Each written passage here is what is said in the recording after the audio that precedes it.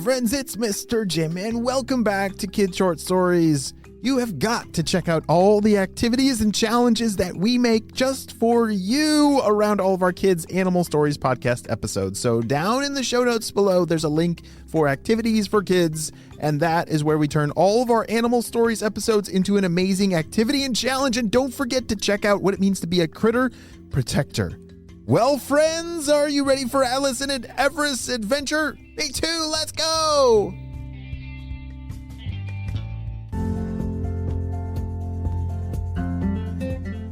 There was Atlas standing on top of a mountain right next to his brother, who was frozen solid inside of an ice cube, and Everest did not know what to do.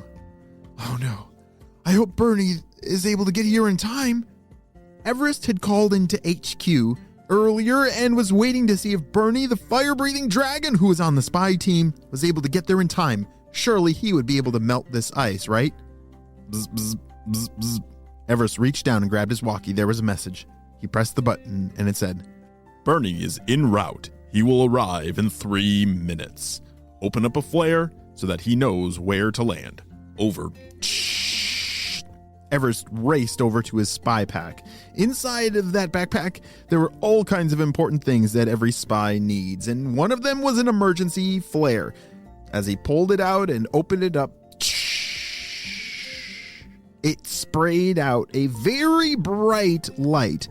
He tossed it in an open field nearby to give Bernie the clearance and the space to land. And off in the distance, Everest could see him. Bernie! You're over here! He started jumping up and down and waving his arms, and Bernie carefully landed in the snow right next to the flare. Hey, Everest, it's great to see you. Wow, do you guys remember the story of Bernie the fire-breathing dragon? Yes, he has an amazing story. He's actually on our spy team and only gets called in for very super secret special missions that require his fire-breathing power, but you see, a long time ago, he actually didn't know how to breathe fire as a dragon. And it was kind of a long, complicated story, but somehow he ended up in space and accidentally bonked right into the sun and swallowed a piece of the sun, and that is why his voice sounds like that. I think your voice gets a little scratchy and deep when you swallow a piece of the sun. It makes your throat sound differently. All right, I hear somebody got frozen in a big block of ice, asked Bernie. Yes, my brother Atlas got completely frozen in a block of ice over here. Come on, hurry! Everest started running for that block of ice, and Bernie was close behind. There it was. Wow, that is one big block of ice. Where did that thing come from? Those things just don't appear in the mountain out of nowhere.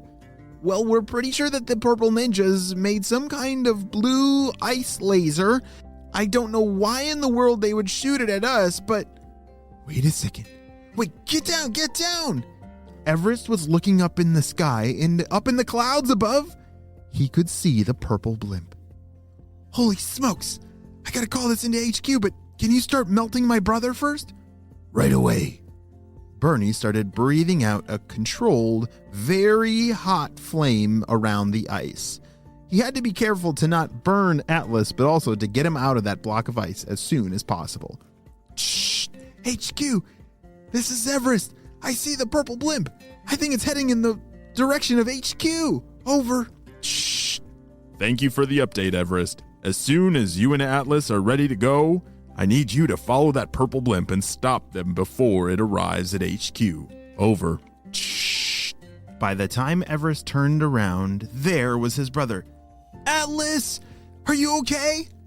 Oh, yeah, I'm okay, but that was so cold. Or do we have any blankets in our packs? Atlas was shivering so much. He was very, very cold. Yeah, we have blankets over here. Oh, and I'll start a fire. Just hang on 1 second. Bernie started gathering some wood, and Everest put a big warm blanket around Atlas. Okay. Oh, that's a lot warmer, said Atlas. Holy smokes, dude. What in the world happened in there? Asked Everest. Well, it was very cold, and I don't even know how that happened. Do you know why it turned into a giant ice block? Screamed Atlas. Actually, we do. We know that it was the purple ninjas, and I just saw their purple blimp, and we gotta follow it. I think they're on a mission to freeze HQ, and you were some kind of test to see if their laser worked. Laser? Asked Atlas. Yeah, pretty much at this point, all I know is that there's some kind of blue ice laser that the purple ninjas are using, and I think they're gonna use it on HQ. And the two of us and Bernie, we've got to stop them before it's too late. Instantly, Atlas stood up, tossed his blanket aside, and said, All right, well then what are we waiting for? It's like almost nighttime. We'll be able to follow them without them even knowing in the dark. Let's go. Even though that might sound surprising how quickly Atlas was able to warm up and get ready for the next mission, Everest was not surprised. He knew that his brother was super duper brave and always was up for the next adventure. As our two spies and their fire-breathing dragon packed up all their things and prepared to launch off to follow the blimp, Dr. Stinky Breath and the Purple Ninjas were navigating towards HQ. All right, Purple Ninjas, I need update. Where in the world is HQ and how much longer until we get there? Well, boss, remember the last time that we froze HQ? It was just over there, but they moved their headquarters to a different location, but... The Purple Ninjas started quickly clicking away on a keyboard in front of a big screen. Yes, it looks like we have the new location of HQ right over here. It should take us about 10 minutes to get there from here. Oh, all right, Purple Ninjas, that is good news. You see, I'm tired of the spy team always winning. It is about time that we win the battle. Prepare the blue lasers and get the Magna Hoop as well. Let's make this ice laser as big as we possibly can. Oh no! This is not good!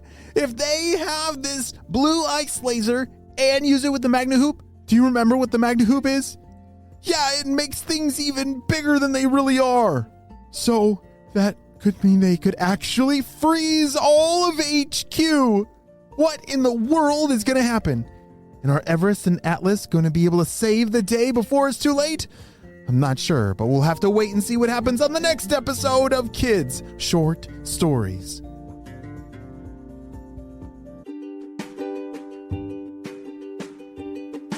Great job. You listened all the way to the end, and you know what time it is. It's time for Kid Shoutouts. I want to say hey to Summit from California, Scarlett from Ontario, Azalea from Scottsdale, Arizona, Ethan Elliott, Ezra and Kim from New Jersey, Joaquin from Rio de Janeiro, Max and Billy from California, Simon from Vancouver, and Myra from California. I'm so glad that you're all on the Kid Short Stories family and on our spy team. We could not stop Dr. Stinky Breath and his crew without you, my friends. Well, you have a super duper day. I will see you next time. Bye.